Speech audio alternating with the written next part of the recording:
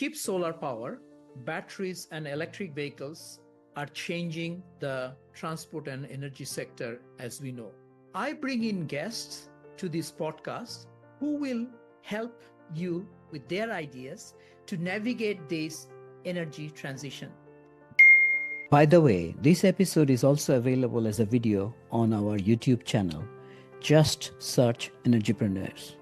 Thank you for joining. Good afternoon, Vladimir from Manila. You are far away, no? Yeah, I'm in Arizona right now, Arizona, United States.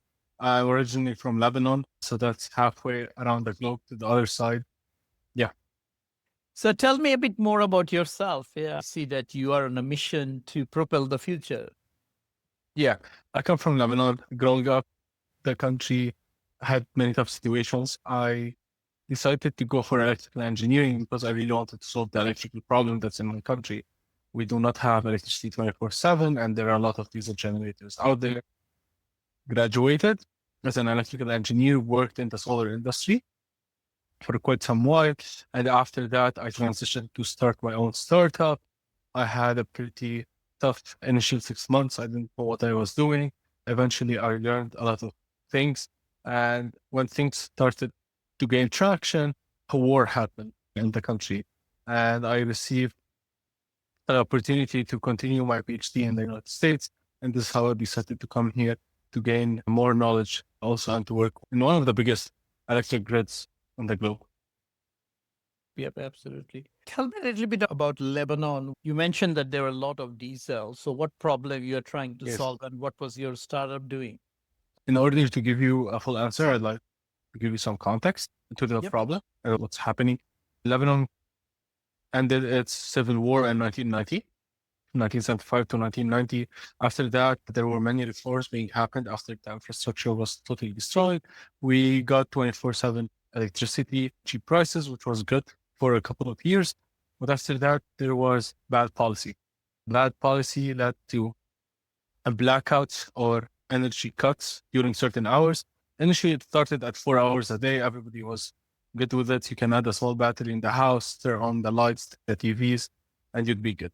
Fast forward a couple of years, the problem continued to grow.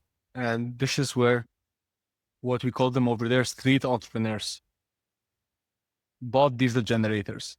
And they put it in a plot of land in a neighborhood, and they started connecting houses to it.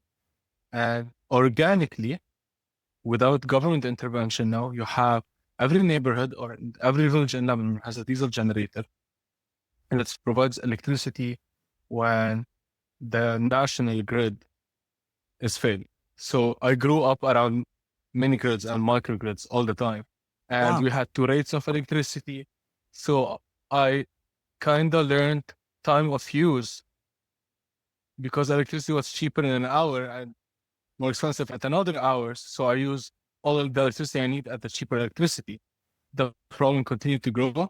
In 2019, there was a revolution in the country. The government basically failed. And with the banking sector came COVID, very poor explosion, a lot of economic problems, and the government removed all subsidies.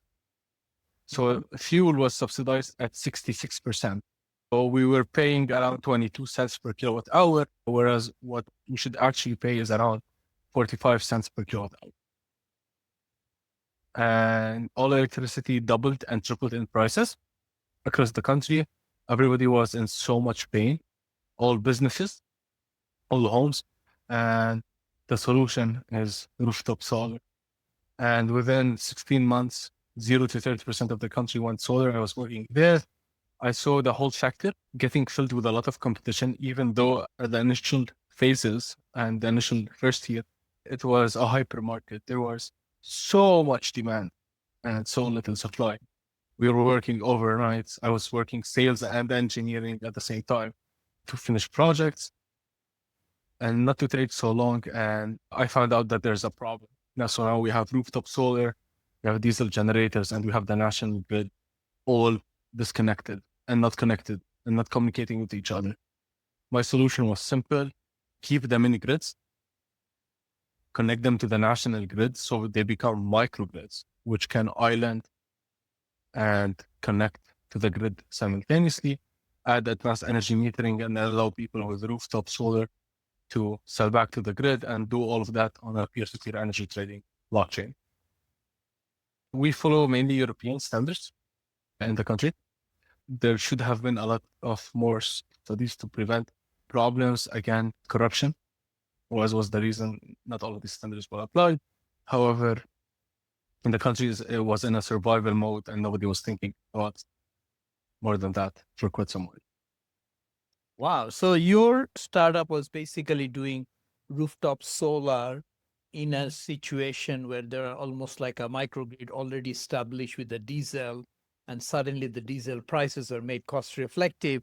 So of course it goes to 45 cents per kilowatt hour. And where I think solar you could do at least what, 10 cents maybe at that time? Yes. Solar, rooftop solar became really cheap, especially because we were importing from China with no tariffs. And this is very important. The cost of panels and batteries became so low that it would make sense for almost every house that has space to install. So this is how we installed around 30% of the country in less than 16 months. Now, so when you say 30%, how many megawatt are we talking about? So the whole country at peak is 4.5 gigawatts. Like the whole country installed around 1 to 1.5 gigawatts in 16 months.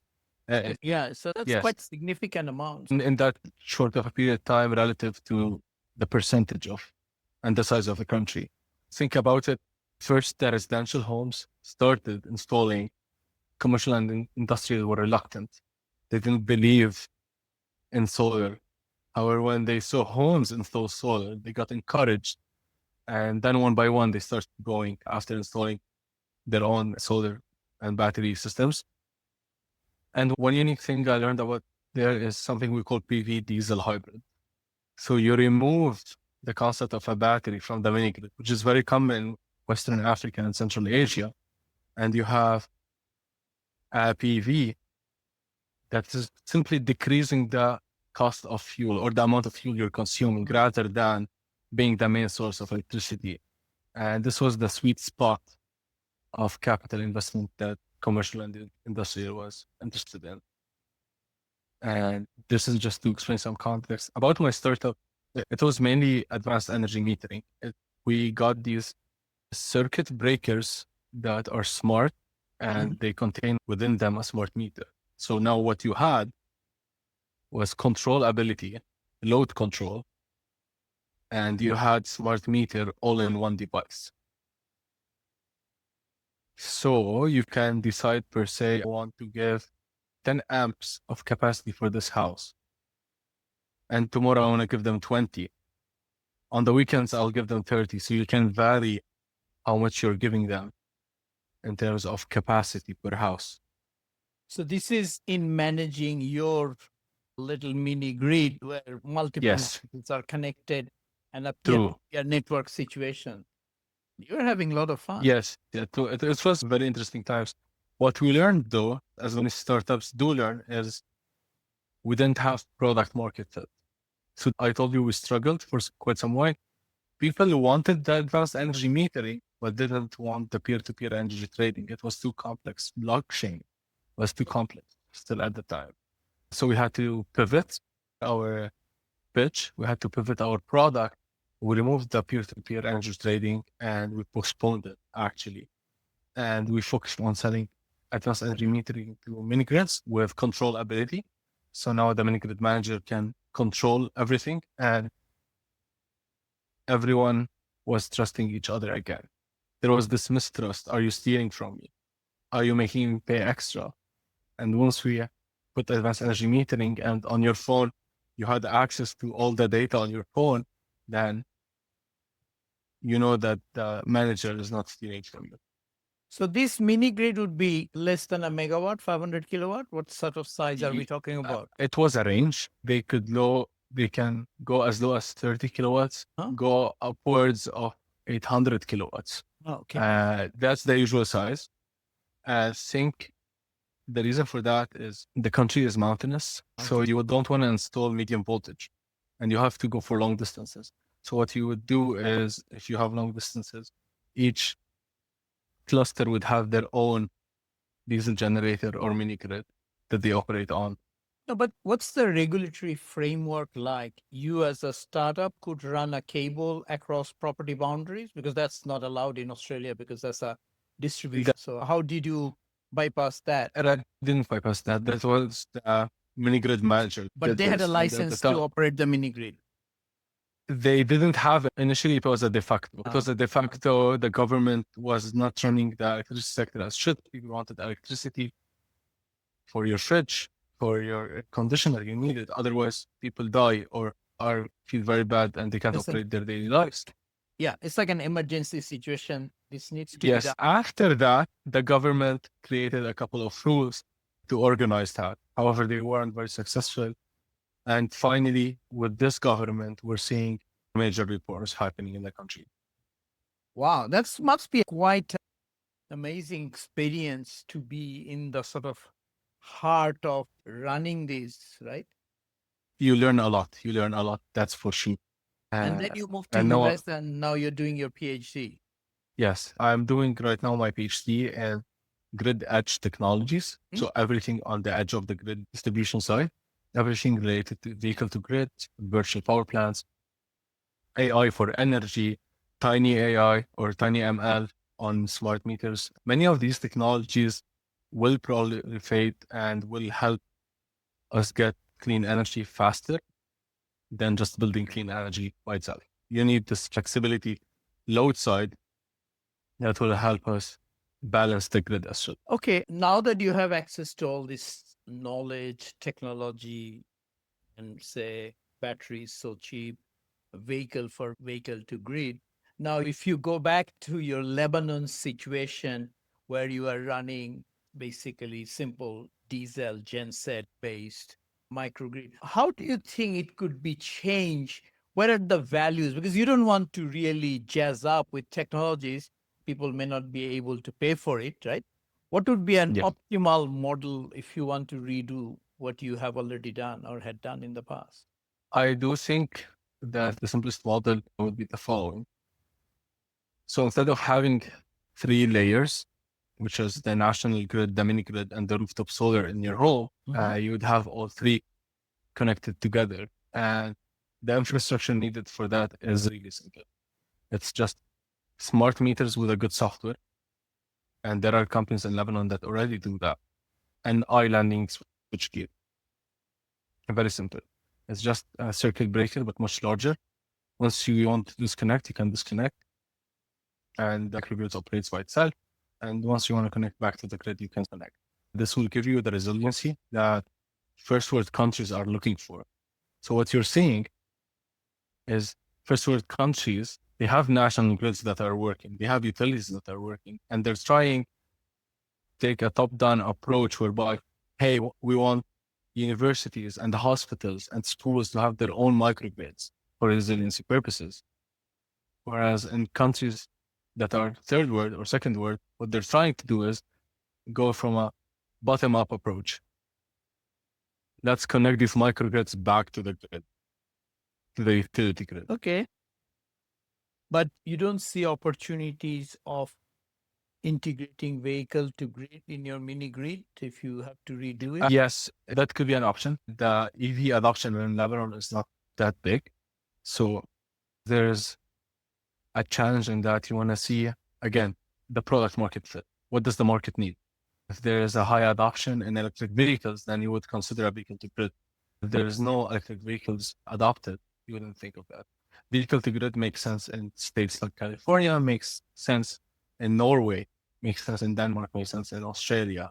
Why not in a mini grid situation? Because I explored many years ago, then the technology was not ready for a project in Afghanistan that can we get secondhand Nissan Leafs? Basically, we are buying the batteries and put them into almost like a little nodes and make a micro grid, a few 10, 50 households in rural areas. So you put a solar and put a car as a community resource.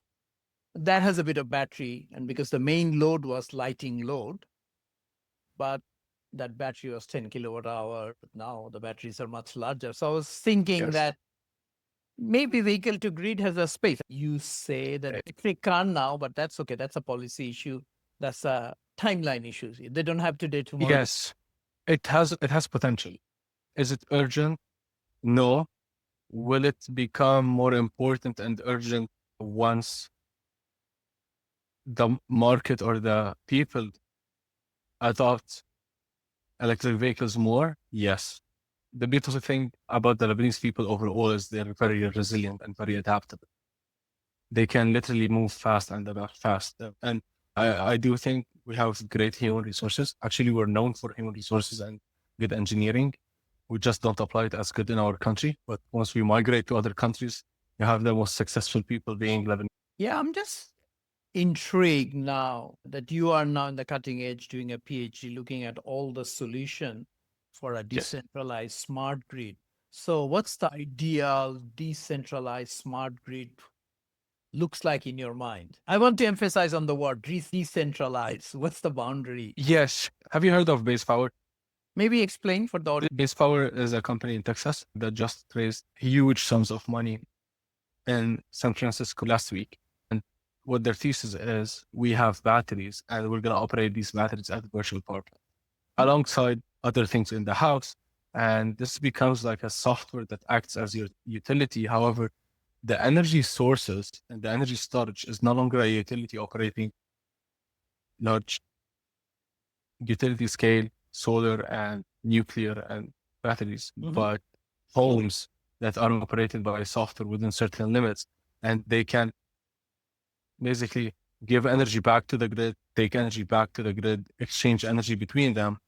Electricity will follow the laws of physics, but the financial part is really interesting because now you can trade with your peer electricity. You can put electricity to the grid, your peer will take the same electricity, and you both can exchange money together. What Base Power is doing is very interesting. I think it's the new form of utilities, and they will be adopted a lot more in the next 20, 30 years. So they basically signing up people so that they can access the batteries, right? They actually do sell the batteries to people, and they oversize the batteries on purpose. Okay. So they have room within the battery whereby they can sell electricity and buy electricity to the grid, all managed through one software. If the grid needs electricity, they give back. If the grid's providing cheap electricity, we take from it. My house in Melbourne, I signed up with a part of a VPP program. I have a test power. Yeah. So that's where it is. I get a flat fee giving them access to the battery, and then I get a cent per kilowatt hour based on whenever they discharge the battery. And then they pull all these batteries from different places and beat it out as a power station into the wholesale. Yes. And so this is one type of decentralization. Very interesting model we have here in Arizona is something called smart thermostat. As Arizona is very hot, we live in a desert. We have a great city in a desert. And during the summer hours, the summer peak, we need a lot of AC cooling. And sometimes this causes huge peaks on the grid. Now, what a utility over here called Arizona Public Services did is they now control a couple thousand thermostats, and during peak hours, they only decrease the smart thermostat by 3 degrees Fahrenheit. So that's less than 1.5 degrees Celsius. Usually it's negligible if you're living in the home. But to the grid, you're leaving around 150 megawatts at least. So what this allows APS is, hey, let's shut down one power plant. And we have already reduced our load.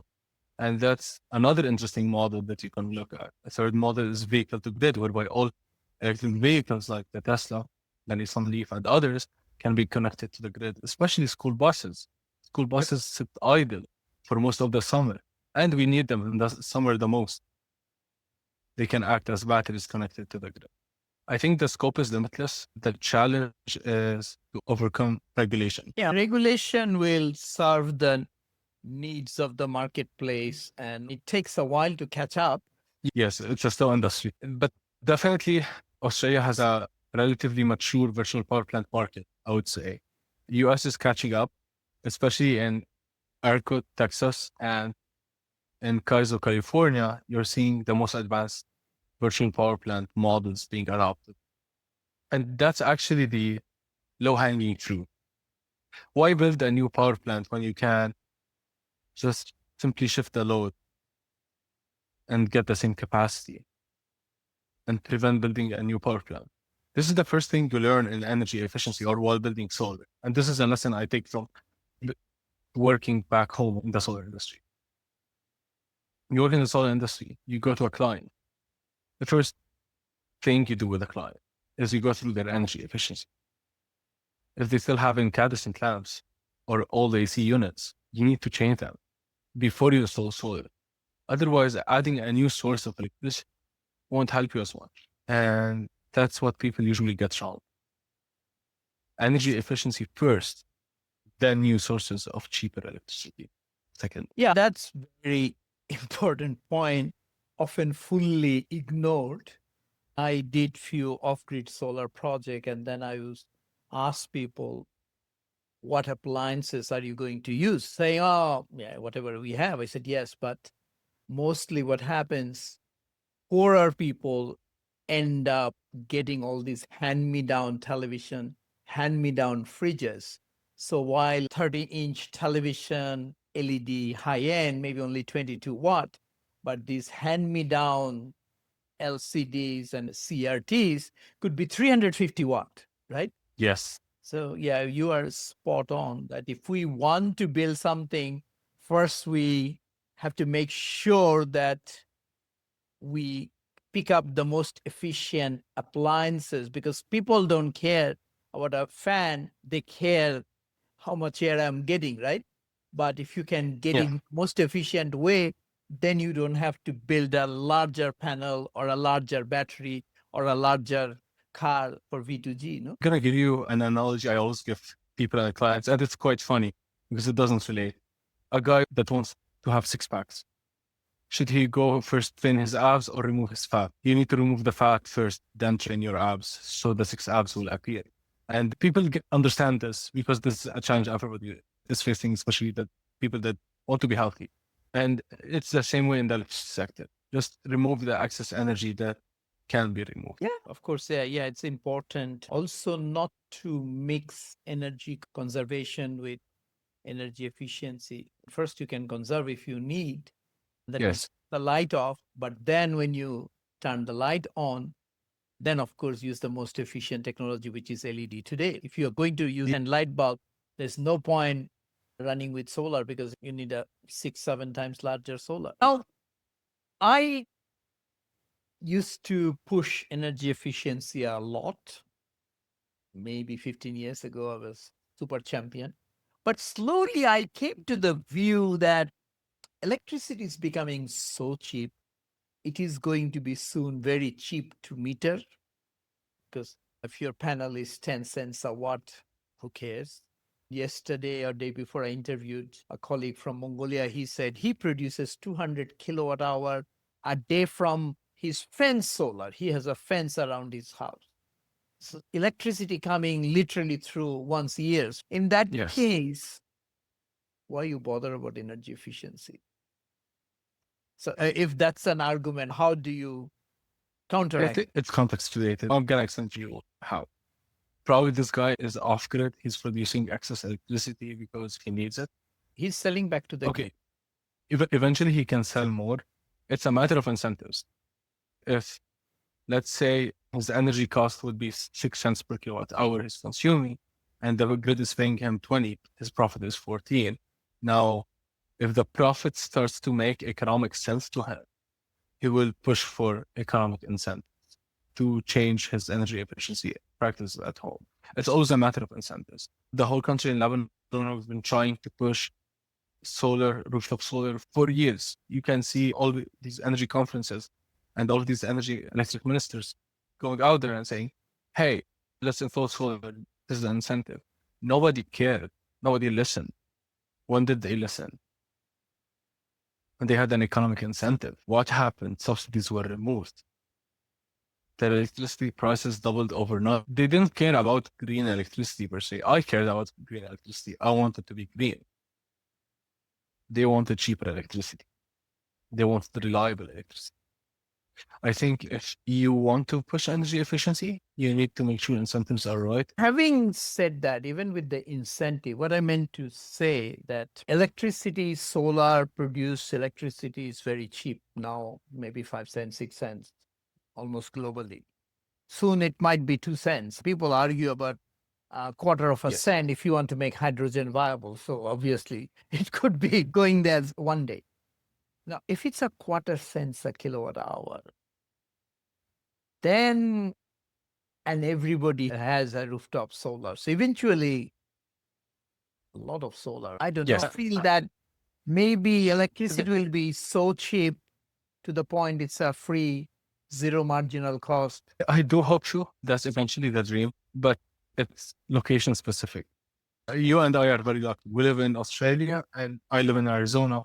These are very sunny places, actually the most sunny on earth. And we're lucky to have this. Other countries, for example, let's take, for example, Canada. Let's take, for example, Sweden, Denmark, UK, Russia, Ukraine. They're not blessed with the same geographic resources of solar, and they still need these energy efficiencies to be pushed down. So energy efficiency will only go to places who cannot produce. I can give you an example.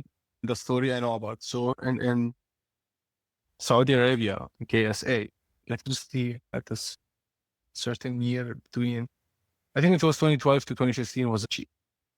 I think it still is around 3 cents kilowatt hour. My friend used to work there and he used to fix air conditioners. Now this guy had a failing air conditioner. Instead of fixing the air conditioner, he simply bought a new one and added both in the same room. He didn't care about the electricity cost of having a failed air conditioner that's consuming probably triple what it should, because the electricity was so cheap. So definitely what you're saying is true. And it boils down to the economics. Anyway, let's see what happens, because I think in Australia, we have about 30,000 megawatt behind the meter, maybe 35 now. And national electricity market is about that size also. And the government has given $2+ billion subsidy to put home batteries. So I see a situation in a couple of years' time. That's my view, that residential load, which is about 30% of the load, especially during summer, will get out of the grid completely. And residences will produce way more electricity for the grid, especially through V2G in whatever shape or form. Eventually that takes up. I think we will have a lot more electricity than we need. I know that the distribution companies and transmission companies argue we have stranded asset issues. We invested so much. Can I give you a story you will like? During certain hours of the year, during summer, every year for the past 3 to 4 years, California has been paying Arizona to take electricity. So instead of Arizona paying California to get the electricity, California is paying us to take the electricity from them. The reason for that is California over-subsidized rooftop solar. So they are producing an excess that would destabilize the grid if not consumed. This was the reason they changed the energy metering tariff. So we had NEM1, net energy metering, NEM2, and now we have NEM3.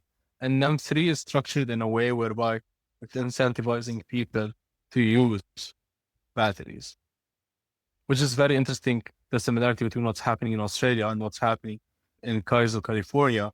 They're both pushing rooftop solar owners to also own batteries, because it would make more sense if they simply didn't send back this much electricity to the grid and they used it themselves. Yeah. And then to make this more interesting, people who may not think about buying a battery at home, because it's expensive, extra cost, but they're getting a battery for free when they buy an electric car, which is 5 times the size of the home batteries. True. That changes everything, especially then if the charging becomes bidirectional. Hey, this is a game changer. True. It's a total game changer. And there's also an argument for battery companies coming to your home and asking you, you can install battery at your house for free. You use 30% of the battery and we use 70% of the battery. That way we absorb your extra electricity and you shut it back to the grid during the night when the grid actually needs it. There is great arguments for this, and that is very true. And this is where I specialize in. This is what I'm studying. What models do make economic sense for all stakeholders engaged? And what models do make sense for the grid itself? Because if one area and one study we ran, and currently the paper is in its final stages, is electric vehicles adopted disproportionately, and a certain area adopts more electric vehicles than other area. Let's say Melbourne and Sydney. Melbourne has a higher adoption of electric vehicles and Sydney does not have. What you're going to realize is that the substations in Melbourne require upgrades faster because you're increasing the load on those substations, and we weren't designed for this. No, Australia, California are bad example because people do a lot more on an average day, a lot more kilometers. But still, I think average Australian does 30 kilometers on an electric vehicle, which is 3-4 kilowatt hours. I think we have to more worry about air conditioning penetration in homes than the electric vehicle. The electric vehicle, to my mind, is not going to contribute extra substation capacity in terms of kilowatt, megawatt, whatever, because it will flatten the load in a way and improve the load factor, no? I would agree in certain areas, not in others. So we ran a national scale model for all substations across the US, and we realized that around 99% of the substations won't be affected. And that's very cheap because it's flattening. There are these hotspots, which are a couple of substations that are really affected and really fast. How? Because I used to do load shape modeling many years ago. So what assumptions are you making? Are these substation load factor already very high or very low? The substation load factors on these 72% or more? They're approaching their 70s. The reason for that is the area or the county that we are in is, let's say, one of the counties I recall has high education levels, high incentives for buying EVs, and there is a peer effect in that area whereby people are purchasing more. You can see it in the data. And if you only extrapolate, they will continue adopting fast. And this fast adoption, if not coupled with vehicle to grid or other load flexibility stuff, what you're going to realize is substations being good. So we say that there's a problem if we don't adopt vehicle to grid. We say that there's a problem if we don't know about it. If we continue doing what we're doing, we're going to see that certain substations are going to be overloaded. But if we know they're going to be overloaded, can we create vehicle to grid in those areas? What assumption are you making in terms of solar penetration those areas? Because the same demographics that you mentioned will also have a by definition larger house and ability to purchase and install solar. That's true. Overall, we're taking the load profile over the substation netted by solar already. But you also have to then take into account of their incremental or a better ability to adopt solar. I don't know. It's interesting.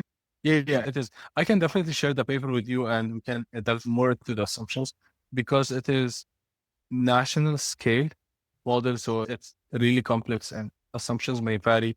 And we do vary the assumptions. So we have high level scenario and low level scenario and medium level scenario. I used to do load profile modeling substation by substation. So what you're saying, this is what I did 5 years ago. Yeah, I'd love to send you the paper actually, because we still have, I think, a month before we submit it for peer review. But I'd love to take your opinion if you'd like to give it a shot. Yeah. Those days, technology was very different. We used to use a pre-product called Helm, hourly electricity load module or something. Now you can do 10 times or 100 times more sophisticated models simple in a spreadsheet. And then you have AI. So what else do you do for fun? You've been working too much. You're doing startup, doing your PhD. What do you do for fun living in Arizona? I'm actually doing AI agents. Very funny. It started with a friend of mine that has a catering business. He's not that computer literate. He has trouble sending quotations to clients. So what I did is a Telegram-based agent. So he texts a chatbot in Telegram, and the Telegram has access to his email, to his menu, to his contact list, to his bank account, to everything. And what it does, it sends clients quotations, waits for a response, and just simply automates the whole process until the sale happens. And he was really happy with that. We saved him 7 hours a week because he's a sole business owner. So he's running the business all by himself and with his mom helping in cooking. And he was really happy with that. And then many opportunities started flooding, and I started working in AI for energy. A startup I'm working with is called Grid 8. Grid 8 aims to solve the interconnection problem. So if you know the energy markets in the US, and for your listeners, the energy market in the US has a huge problem, which is interconnection studies are taking so long. What is an interconnection study? It's the study that if Suhail wants to build a power plant, he'll need to run the interconnection study along with other people that want to build power plants. And usually these studies are done before you are given the permit to build. Are you allowed to connect to the grid? Will the grid fail if you connect? And what happened is back in 2010, the study used to take 6 months to a year at most, relatively fast. Now it's taking 5 to 7 years on average. What? And it's a big problem we're facing in the US. Data centers want electricity and they want it fast. These want electricity and they want it fast. There's this huge growth that's happening. And on the other side, we can't build power plants as fast. This is what Grid 8 is solving. One issue Grid 8 has, they don't have numbers on quantifying the problem. How large is the queue? How many gigawatts are there in the queue? And where are they? And who owns them? So what I did is this AI agent that pulls all of these data from power regulators, such as ERCOT, CAISO. These are the famous ones, but there are 40 others, and compiles it into a dashboard. And you can check it. It's called Grid 8, and 8 is the number 8, not written as letters. It's a very interesting dashboard. Feel free to play with it. And right now we're also developing an agent with it that would allow it to create newsletters with analysis, statistical analysis on the queue. And it's very interesting to do. A third project I'm working on also is, I'm going to hint to it and we'll announce it maybe on a next episode between you and that. But it's a grid digital twin, basically. That's what we're trying to do. You realize that large grids in Europe, Australia, and the United States have many utilities, and these utilities are regulated by power regulators. And each of these regulators have their own idea or their own models of the grid. So one thing I think that should be done is have a single source of truth, digital one for the whole grid, whereby everybody is going back to the single source of truth. Yeah, that terminology is very hard to realize, single source of truth, especially. There's so many assumptions on the different things. Very hard. Risk appetite is different. So if you give me 100, I might take 50. Someone might take 150 for it and build a model, right? So your number is still 100, but we have two different models, right? Yes, but having all of them all together, whereby you can play with the assumptions on one platform, is what makes it really cool. If done right. Google is trying to do something like that right now, but they're still waiting for the quantum computers to catch up because they believe that quantum computers are what is needed for this. My thesis, which is taken out of an interview with the head of Google DeepMind, who won the Nobel laureate lately, is AI and high performance compute would allow us to do many of these digital twins that we really want. He's focusing on how we can create a digital twin of the cell, the human cell, and then extrapolate to the human body. And I do think with AI and HPC, we potentially can make something like that for the whole complex grid. and that would make studies faster, hopefully, and we'll have more insights on load flexibility. That's the dream. Absolutely. Wow. So if you have a digital twin of yourself as a human, you can experiment all sorts of things on that before you take the actual medicine and take the actual action. Yes, Google DeepMind had already solved protein folding, which is one of the hardest problems to ever exist in biology. What are all the shapes of the proteins that amino acids can make? And they figured that out. And what they're trying to do is use these protein folds to simulate an actual cell, which is hundreds of millions of molecules bounded together, which is a very interesting thing to do and really complex too. Wow. You are in so many different things. But I was just curious, what platform are you using to making all this agent that you mentioned? You mentioned one for your friend in Telegram. I do use mainly Cursor because it gives you the flexibility of building stuff, especially if you already build stuff. Now, the difference between, and I heard with on your podcast with Amy, is she uses N8N. N8N is great to automate emails, to automate Google Calendars and commonly found platforms. However, if you want to create something ground up, for example, the Grid 8 dashboard for interconnection queues in the US, you would need to create something ground up. And if you have already coded before, you understand how important for you it's to have flexibility over all the code and you actually seeing the code. And other tools like it doesn't give you this flexibility at all. Another platform I sometimes use for the front end is Replit, if you heard of it. It's a San Francisco startup backed by Andreessen Horowitz, by Mark Andreessen, basically, Andreessen Horowitz. And they're doing a great job in automating basic websites and basic applications. I don't think they're as good for enterprise level, but I do like them and I do appreciate the founder and his enthusiasm also. Amazing. Lot of stuff. I'm just curious, what's your view on AI, where it is going, what impact it will have on the society in general? How do you see it? One view that I have heard, and I tend to agree, that people say that, of course, the divide between North and South, global North, global South will go, but within North, within South, there will be a lot of variation based on how people are adopting the AI. And then maybe slowly we have to go towards universal income to support those who are not adopting, because there won't be enough jobs to go around. And I mean, there's a doom gloom view there. So you have a vision of the world now that you are working a lot of AIs in your life. I do think AI will create an abundance. People usually fear of the times. I wasn't aware at the time, but I think you were there when the internet just started and everybody was freaking out about that. And then everybody was excited about, then we had the internet bubble and then everybody was doomers about internet. But now it's such a fundamental thing that you can drive from one place to another without operating Google Maps. I do think the level of impact of AI will be larger than the internet itself. Absolutely. It will be something around the industrial revolution and electricity, the level of change in lifestyle that will happen. I do not think that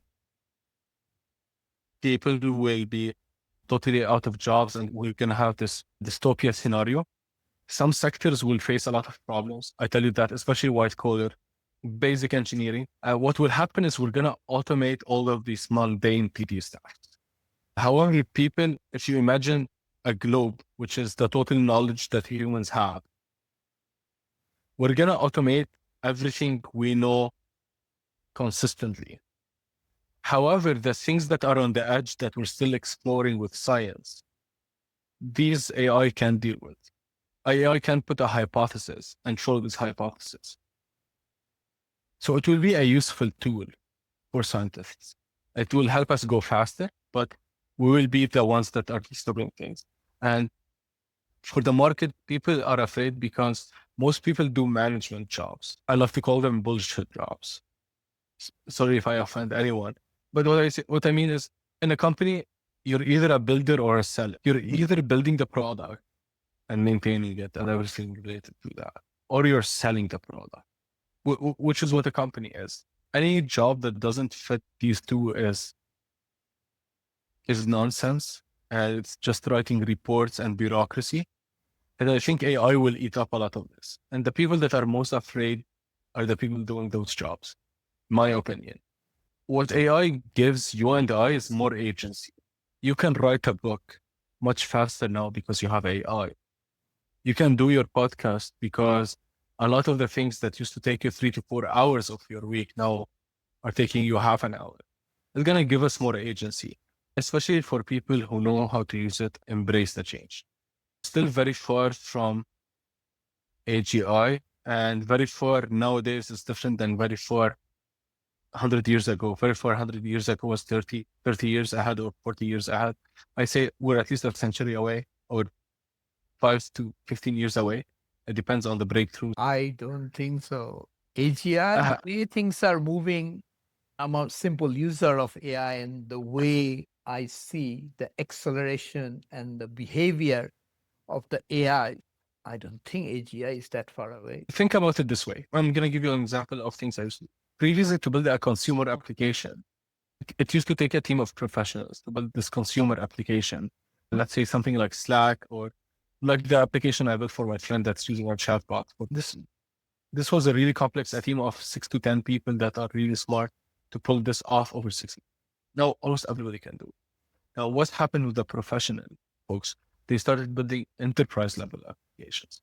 So look at myself. Instead of building a consumer application, I'm thinking of building a grid level digital twin, which is something that's really complex. And as you said, has a lot of assumptions. It's really complex to comprehend. This is what AI is allowing us to do. It's allowing us to automate the tedious stuff.